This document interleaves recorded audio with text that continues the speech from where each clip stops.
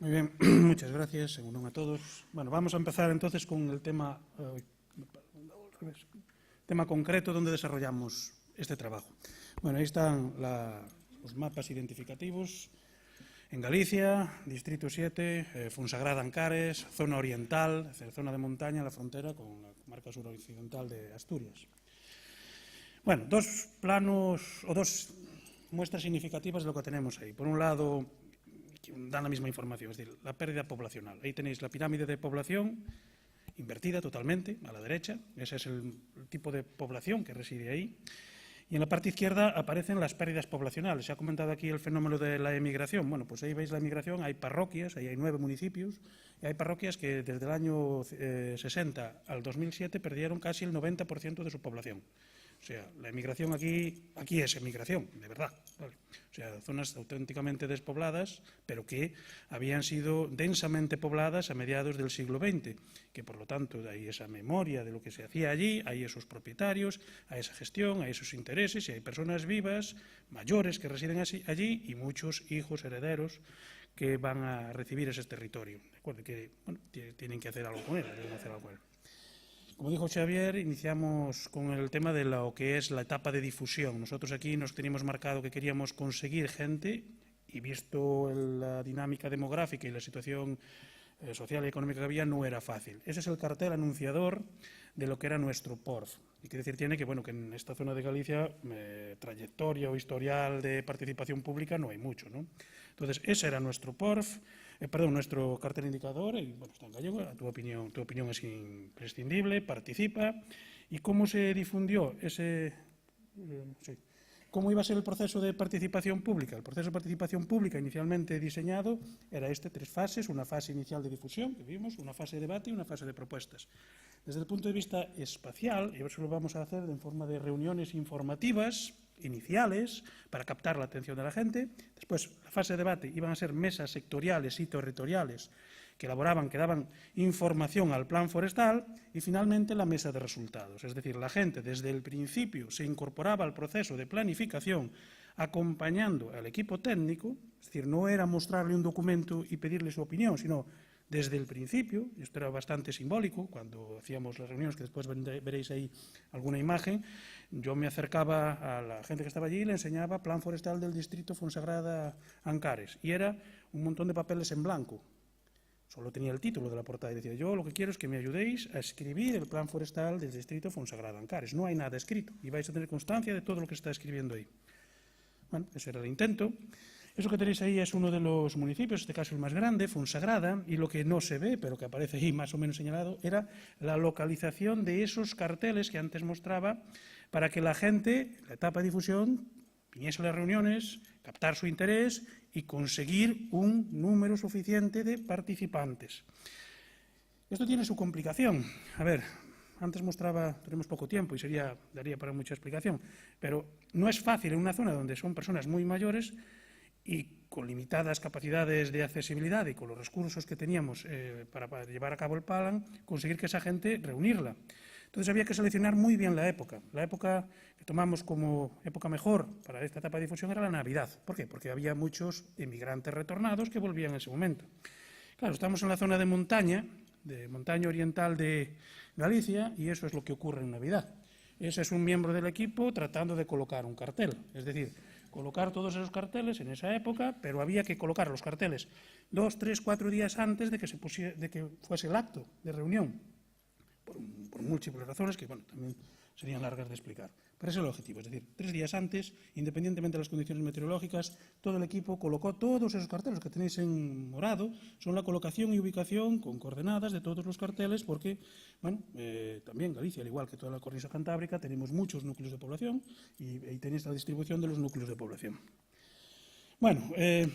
Como dijo Xavier también, para obtener información de este tipo de gente no es tan sencillo. Hay gente que hace encuestas, modelos, hay mucho, hemos estudiado mucho en literatura y hemos leído bastante sobre esto. Nuestro modelo ha sido el siguiente, el que se muestra ahí muy esquemáticamente. Del presente al futuro y tomar como esencia los criterios e indicadores de gestión forestal sostenible. Claro, es decir, queríamos que la gente nos diese información y propuestas adaptadas a esos criterios e indicadores. Hombre, los que estamos en el ámbito forestal, pues sabemos que los criterios indicadores no están pensados en su definición para extraer información, y eso nos obligó a hacer una traducción de esos criterios e indicadores a preguntas y un cuestionario en el cual cada una de las respuestas nos daba respuesta a la situación actual y la propuesta de futuro para cada uno de esos indicadores, o para la mayor parte de los indicadores. Con eso elaboramos ese cuestionario que tenía una serie de apartados. Pero repito, buscaba eso.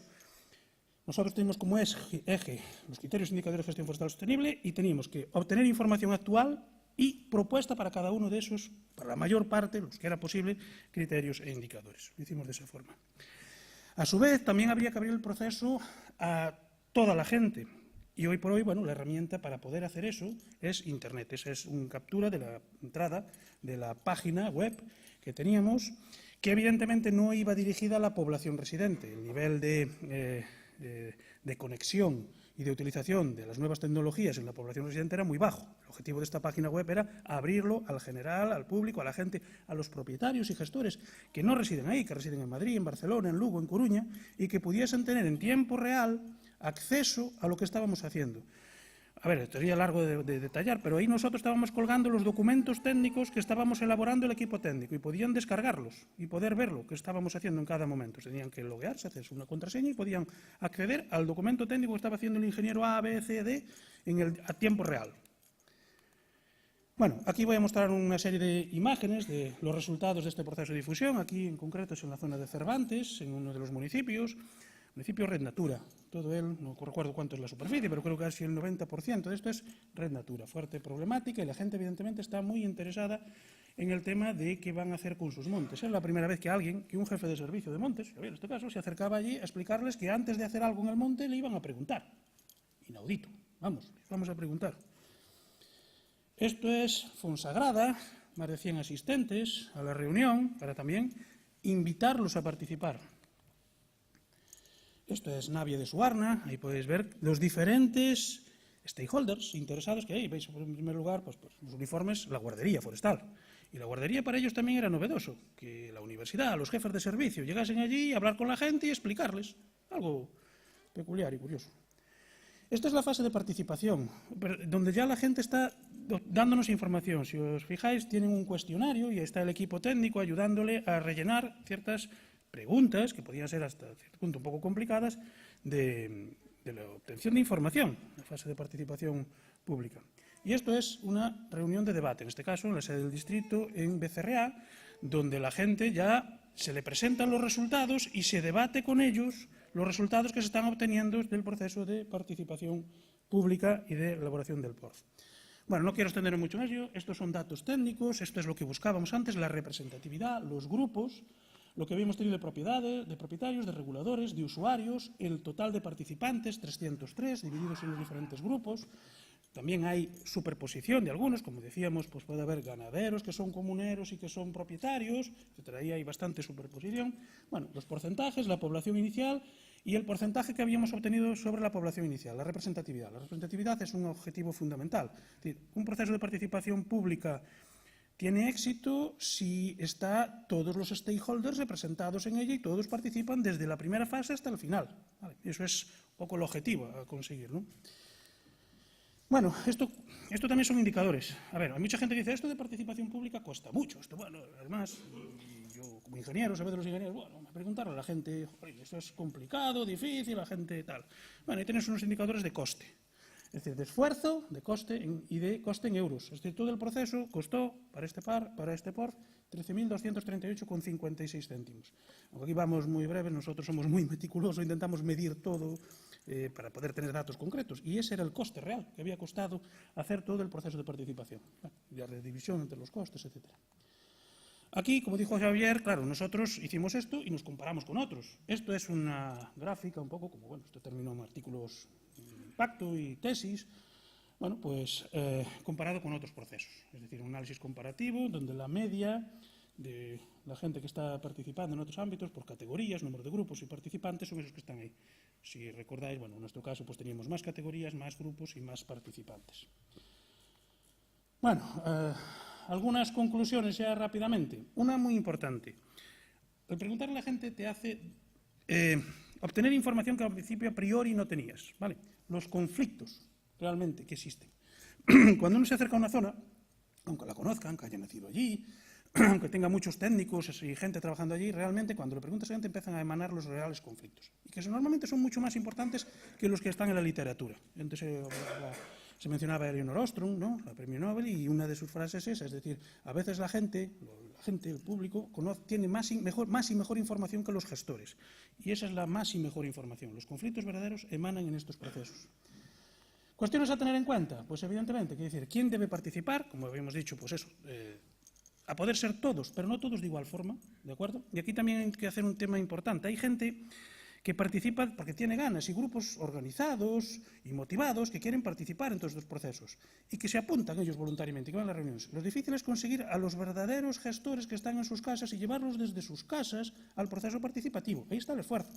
Porque si tú te quedas solamente con los que vienen de gana, te va a salir un resultado, evidentemente. Te va a salir un resultado posiblemente sesgado. Ahora, traer a la gente de sus casas, eso es lo más complicado. Por eso el quién es importante. ¿Cuántas? Claro, ¿cuántas? El tema de cuántas, a poder ser, si pudiéramos contar con todos, el censo todo de la población sería maravilloso. Pero aquí hay un problema de restricción de coste y que hay que hacer procesos que después sean aplicables. Por lo tanto, ahí hay que tener un criterio de selección. Es difícil, hay que conocer la zona. Evidentemente, nosotros hemos trabajado con otras metodologías, Ground Theory, por ejemplo, que te da un nivel de saturación que puedes tener cuando ya no tienes más opiniones. Bueno, combinando diferentes metodologías puedes saber cuántas personas deben participar o estar en esos procesos. ¿El cómo? Bueno, pues evidentemente, como dije aquí, teníamos criterios e indicadores. Eso es un documento técnico para técnicos. Pero, siendo el núcleo central, sin renunciar a él, tienes que hacer una gran labor de traducción de lo que tú buscas, preguntándole a la gente común en su idioma y poder saber eso. Ahí hay un esfuerzo importante del cómo obtener información. No es el método de la encuesta o otro, es qué le preguntas, cuál es la respuesta, cómo es el cuestionario, cuántas veces tienes que hacerlo, si hay gente que se lo pasa, si ya lo escribes, si se lo puedes mandar en un correo electrónico, o si tienes que estar al lado de él interpretándolo. Salían algunas fotos con una sola persona, dos técnicos, tratando de interpretar lo que quería decir, porque lo que quería decir era muy valioso, era muy valioso. Bueno, el coste ya lo hemos dicho, no es tan caro, ¿eh?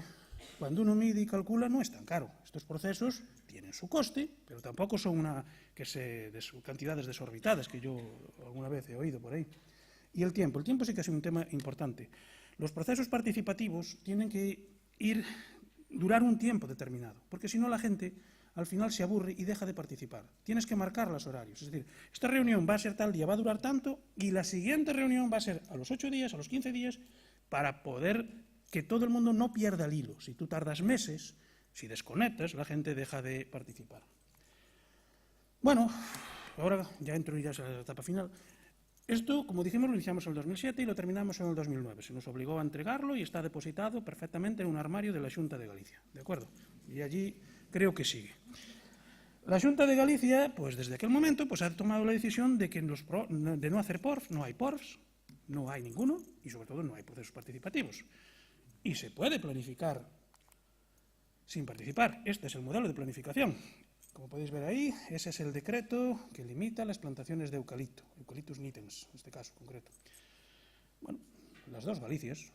La zona izquierda se puede hacer lo que se quiera, la zona derecha no se puede hacer nada. Código 01, código simple, que se entiende fácil, 01, 01. Mensaje directo. Claro, esta forma de planificar y de participar, hombre, pues te genera esto. Esta es la portada del Progreso, del domingo de Carnaval. La guerra del eucalipto. El Progreso, bueno, aquí no leéis el Progreso habitualmente, imagino. Pero en Lugo la gente lee el Progreso todos los días. O sea, y conseguir una portada el domingo que ocupe todo eso, la guerra del eucalipto, es por algo. ¿De acuerdo? Y 5 páginas después sobre este tema. ¿Por qué? Porque allí sí que tiene una importancia económica sustancial y una importancia social sustancial. ¿De acuerdo? Estamos moviendo mucha madera que vale mucho y que es un elemento básico de la renta de muchas personas que no tienen muchas otras rentas. ¿De acuerdo? Bueno, eso va acompañado, aquí no se ve muy bien, de todo eso. Todo eso son titulares de prensa, y aquí solo están los de papel, los digitales, de todo eso.